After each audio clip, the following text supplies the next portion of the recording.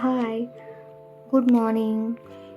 दिवसाची सुरुवात छान अशी फुलांसोबत झाली. सकाळचे कामं आवरले आणि म्हटलं पेरू कट करूया आणि पेरू खाऊया. पेरू खाल्ला आणि लगेच स्वयंपाकाला लागले.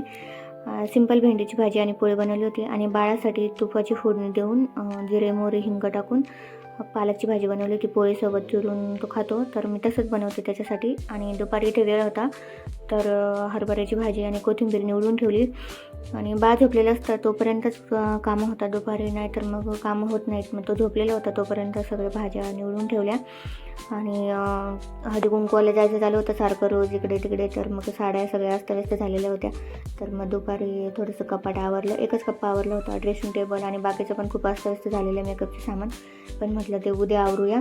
आणि कपाट आवरलं आणि बाळ पण उठलं होतं. मग त्याचं दुपारी सगळं आवरून घेतलं आणि त्याला नंतर मी झोपी लावत होते. तर तो बघा कसं करत होता. कोणाकोणाचं बाळ असं करतात ते मला नक्की सांगा.